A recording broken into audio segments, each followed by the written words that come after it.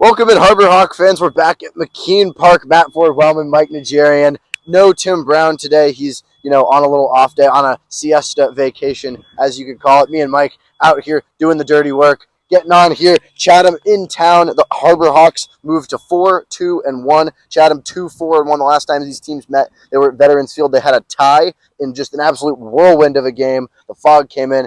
Just a real fun one to watch, Mike. You got any remembrance from that? What do you remember? I remember Hawks kind of fell into an early hole through the course of the game, continued to battle back, finally tied the game in the ninth, went to extra innings. Hawks scored a run in the top. Everybody was feeling good.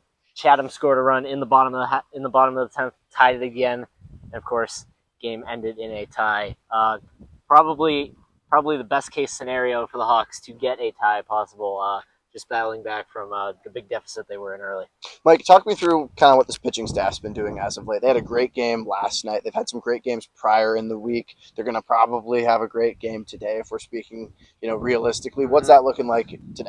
Yeah, so through the first 7 games, the starting pitching for the Hawks, there's really only been one kind of subpar start, and it was that game against Chatham on the road.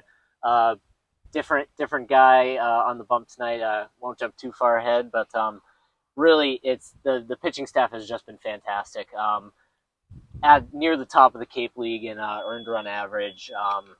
Last night, Trey Beard allowed 1 run in 4 innings, but it was an unearned run, so does not affect his ERA.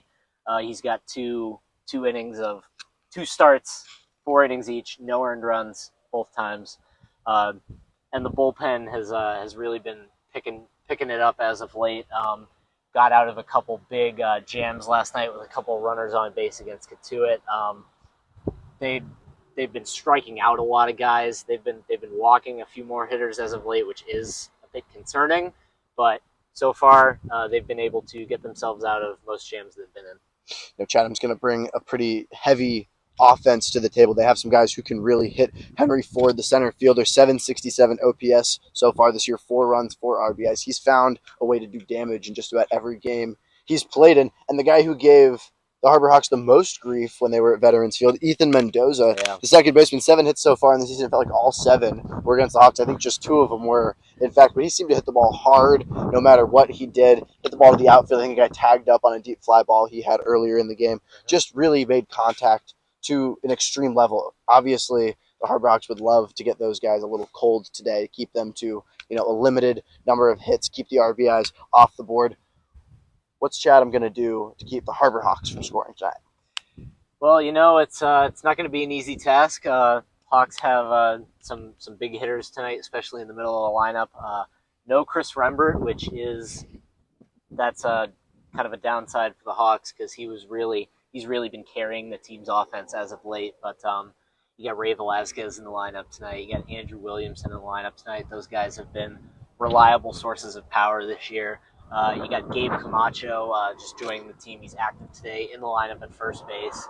He had some really good numbers in college this year. I'm expecting to see some good things out of him today. And Brody Briggs behind the plate. It just feels like he's due for a big breakout game soon. So definitely the Chatham pitching staff is going to have their hands full tonight. Speaking of the Chatham pitching staff, Ryan Boberg, the right-hander out of Dallas Baptist, is going to be taking the rubber here at McKean Park. He's going to try to get these Harbor Hawks off balance using his fastball and his off speeds. 5 Ks in just 3 innings so far. Only 1 free base, though. Not going to give up a lot of free ones. Hyannis and Chatham both at the top of the Cape Cod Baseball League in walks. The hitters have been, taking pitches. They've been really disciplined at the plate. Their approaches have been spot on. I think that's going to come into play today, especially against this Harbor Hawk pitching staff who hasn't really walked a ton of guys. They've been really good at kind of dying on that hill and surviving out there, either kind of getting shelled a little bit as, a couple games have been, or really competing and dominating. I think whoever loses the free base battle tonight is looking to lose the game. Mike, talk to me a little bit about, Chatham's pitching staff, who they're bringing to the mound tonight. Well, so the Hyannis pitcher, the Hyannis pitcher who's going to try to keep the Chatham offense quiet today is going to be Evan Blanco. Finished he's 3 seasons through at Virginia. He's in the transfer portal right now. His last start out was against the Brewster Whitecaps, who were at the time undefeated. Pitched 4 innings, gave up just 1 run, struck out 3 guys. Especially coming off a kind of a tough year at Virginia, in which he was doing both starting and relieving. It was a really good sign for Blanco and the Harbor Hawks that he was able to turn in a pretty positive start the last time out, and hopefully this time a good effort from Evan Blanco leads to a win. 2 nights ago against Wareham, you saw Will Libbert pitch into the 5th.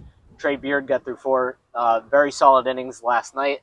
Hopefully Blanco can follow more of Libert's lead in the sense of pitching into the 5th, getting the Hawks pitching staff a few more outs tonight. I think if Blanco can reach the 5th or even the 4th, the bullpen can really take it from there. The staff has really shown that they can take those extra inning games or those late inning games, so to speak, and really dominate in the 6th, 7th, and 8th, all the way into the 9th and even the 10th when we've gotten there. Mike, you want to do score predictions now? Do you want to do player of the game? Who wants to go first? Do you want me? Can I do the honors? Yeah. I think I like my guy, and I think I like my score too. Okay. Put a little thought into this one. We'll start with the score. I think 8-4 Hyannis. I think they're going to hold the staff. I like Evan Blanco a little bit. He had a really good start against Brewster. He manifested a lot. I think if the defense for Hyannis can make some crazy plays out there, play hard, we could be looking at a low scorer. 8 runs. I think Hyannis is going to do pretty good. That's off of the back of Jackson Willits, who's had a great start to the season. Not necessarily his best game as of late, but that was, a bit of a Chris Rembert special, so to speak. Yes. So I think, Jackson Willits Bruce 5 walks so far, 444 batting average. He's due for another big night to get moving again. Mike, what's your prediction? Yeah, so last time these 2 teams played each other really close. Obviously, the 7-7 tie. I think we're going to see a little less action on the scoring side today. Still going to be a close game. Give me a 5-4 Hyannis win. I think that's going to come down to the very last out tonight. Player of the game, talked about him a minute ago. Give me Gabe Camacho. First night in the lineup tonight. He's playing first base. Played last year for UC San Diego. Batting average of over 300. Slugged nearly 550. Had an OPS of 1004. Getting regular playing time. The kid, simply put, he can hit. I think it's going to be a welcome addition to the Harbor Hawks lineup. Give me Gabe Camacho, player of the game. 5-4 Hyannis win. It's going to be a good game either way. Beautiful day for baseball. The wind's keeping us cool here. The sun's getting us warm. Mike, what do we got for the fans? Go Hawks!